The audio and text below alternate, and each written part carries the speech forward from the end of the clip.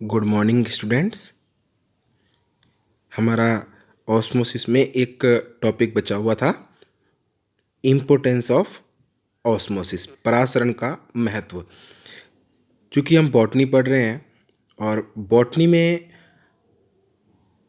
Plant के लिए ये जो प्रोसेस है ऑस्मोसिस, इसका बहुत इम्पोर्टेंट रोल है।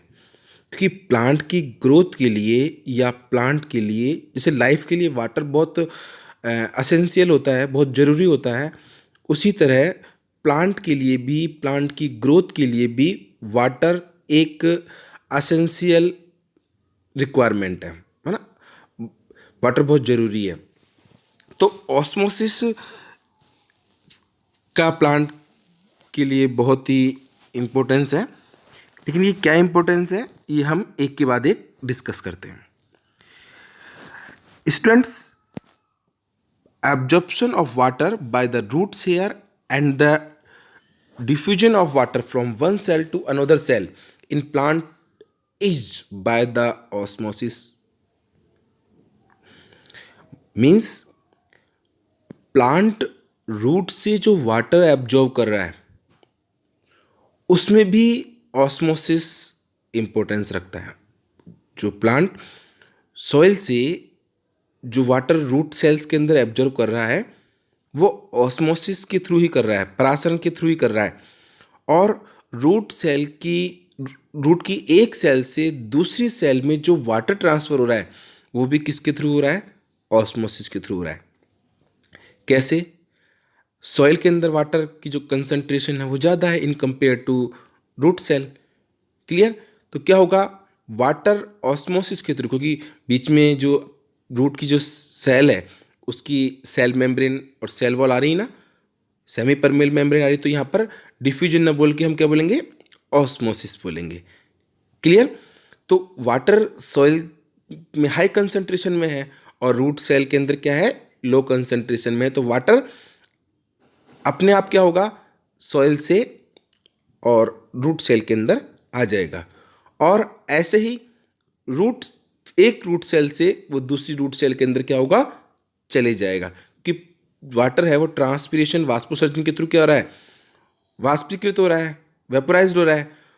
क्लियर? तो एक ट्रांसपिरेशन पूल क्रिएट होता है। इसके कारण क्या है?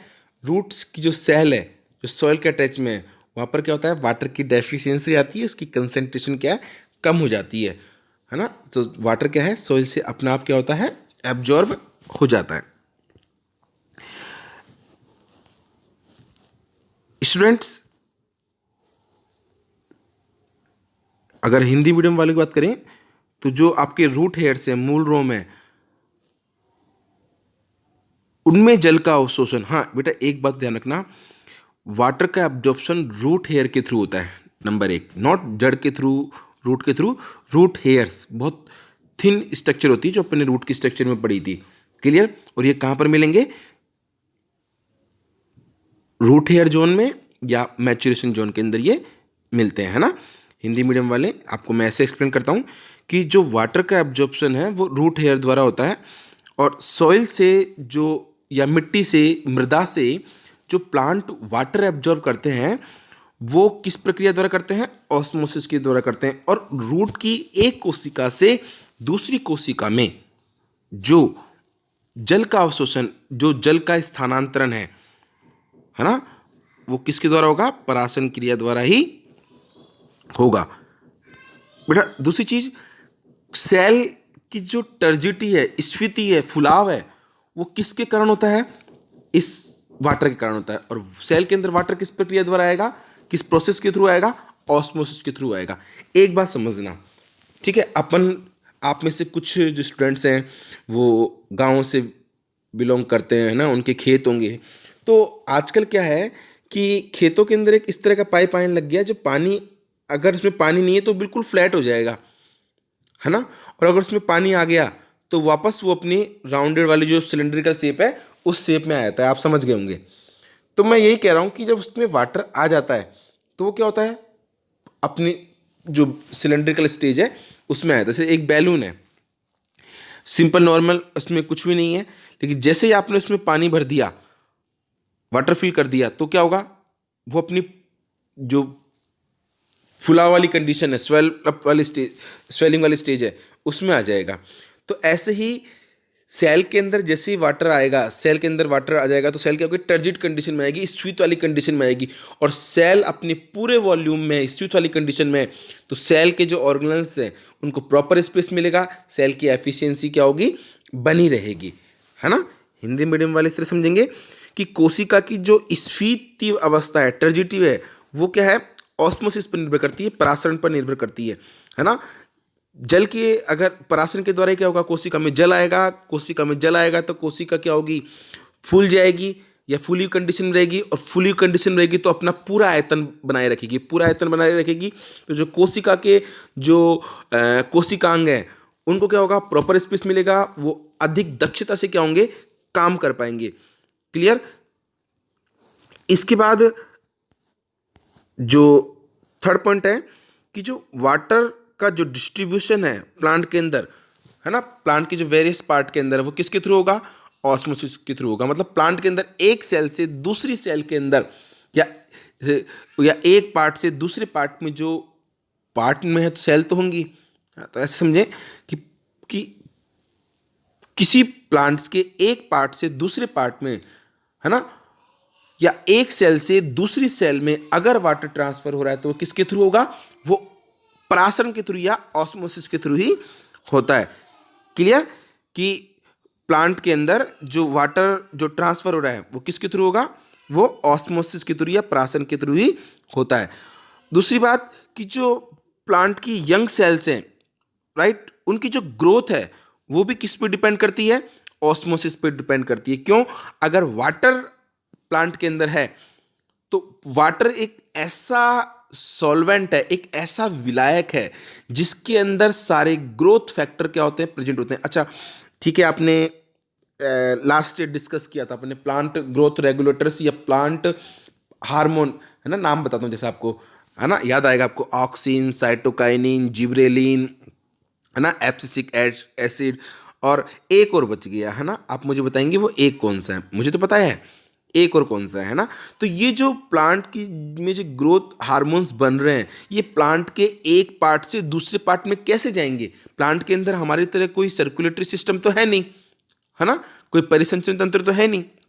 तो प्लांट के अंदर ये एक पार्ट से दूसरे पार्ट में कैसे जाएंगे, एक सेल से दूसरे सेल में कैसे जाएंगे, ये जाएंगे किसके थ्रू, वाटर के थ्रू। क्लियर। तो वाटर एक ऐसा मीडियम है जिसके थ्रू प्लांट ग्रोथ हार्मोन्स क्या होंगे, एक पार्ट से दूसरे पार्ट में क्या होंगे, ट्रांसफर होंगे। क्लियर। जिसके कारण प्लांट की जो ग्रोथ है वो क्या होगी, बनी रहेगी। इसके बाद एक लास्ट जो है कि प्लांट के अंदर जो फ्रीजिंग है या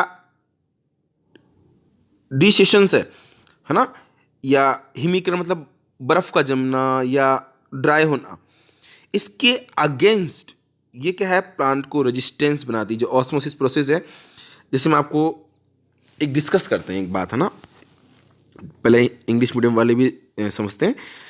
दिस प्रोसेस इन प्लांट्स, मतलब ऑस्मोसिस की बात कर रहा है कि osmosis in plants makes them resistance to freezing and डाइकेशन।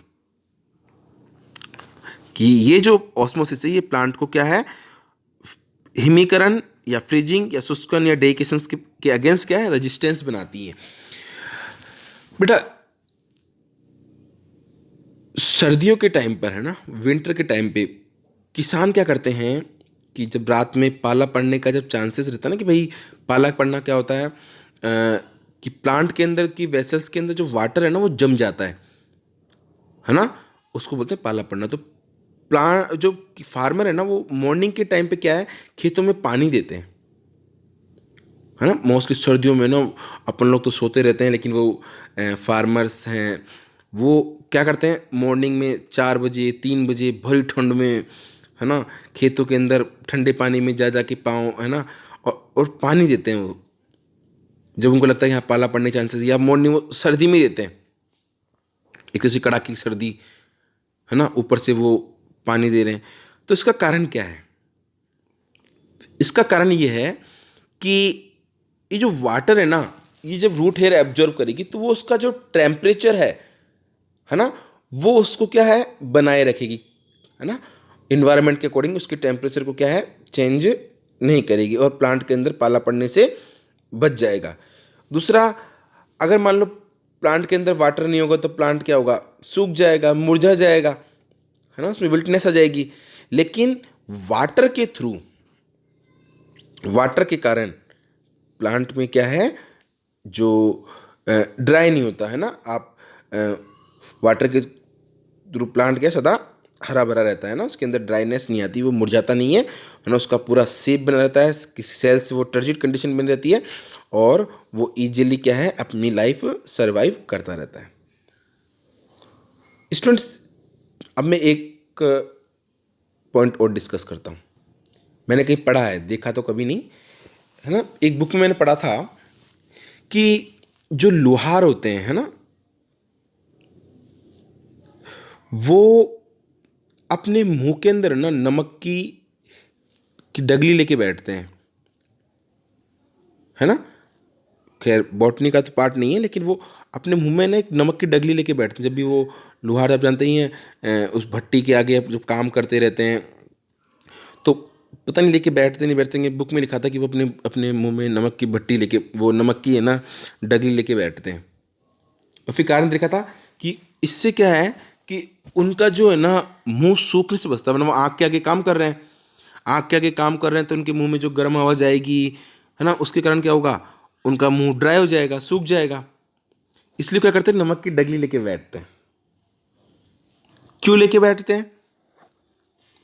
क्योंकि अगर आपके मुंह में नमक है, क्लियर, तो आपके मुंह की जो कंसंट्रेशन है वो क्या होगी, ज़्यादा होगी, क्लियर।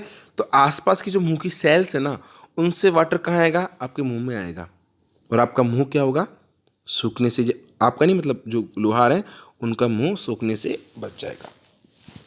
स्टूडेंट्स, तो ये ऑस्मोसिस में हमारा एक टॉपिक बचा हुआ था, वो क्या था, इम्पोर्टेंस ऑफ ऑस्मोसिस, है ना। आप इन पांचों पॉइंट को एक बार एज इट इज इनको याद कर लें, क्लियर। अब ये तो परिस्थितियां हैं कि कब हम ऑफलाइन या फेस टू फेस क्लास लें, पर आप लोगों से एक ही रिक्वेस्ट है कि अपन लोग बायोलॉजी के स्टूडेंट्स हैं, है ना, इस वायरस की नेचर को, इसका शेप एंड साइज, है ना, आपसे अच्छा और कोई नहीं समझ सकता। और मैं मानता हूं कि ये एक टाइम है कि आप वायरस के बारे में नॉलेज लें, है ना। आप अपने, आपके पास कोई भी टेक्स्ट बुक हो, चाहे 11th की हो, है ना, जहाँ पर भी वायरस वाला टॉपिक हो ना, आप आज ही उस वायरस वाले टॉपिक को क्लियर कर लें। वायरस क्या है, वायरस की शेप क्या है, वायरस की साइज क्या है ना, वायरस की स्ट्रक्चर कैसी है, आज आप इस वायरस के बारे में ही स्टडी करें। इस टॉपिक छोटा टॉपिक है, आप इसके अलावा क्या करें, वायरस के बारे में स्टडी करें, क्लियर। और हो सके तो इस कोरोना वायरस के बारे में भी आपको जहाँ से कोई जैसी भी नॉलेज मिलती है, ये नहीं कि कोरोना वहाँ फैल रहा है, कोरोना वहाँ फैल रहा है, इतने पेशेंट मिल रहे हैं, ये नहीं, पर्टिकुलर इस कोरोना वायरस की स्ट्रक्चर, इसकी नेचर के बारे में अगर आपको कहीं से इंफॉर्मेशन मिलती है तो आप उसे कलेक्ट करें और वायरस के बारे में आज अपना टॉपिक तैयार करें ना, और उससे वायरस से रिलेटेड जो जो क्या बोलते हैं क्वेश्चंस हैं वो सॉल्व करें। अगर आपके पास क्वेश्चंस नहीं है तो आप मेरे से कहें, मैं आपको क्वेश्चंस प्रोवाइड कराऊंगा और आप देखें कि आपने कितना अच्छा अपना टॉपिक क्या है क्लियर करा है। तो स्टूडेंट्स, हम एक और जो टॉपिक अपने डिस्कस किया था, इम्बिबिशन, है ना, अंतः शोषण या अंतः चूषण।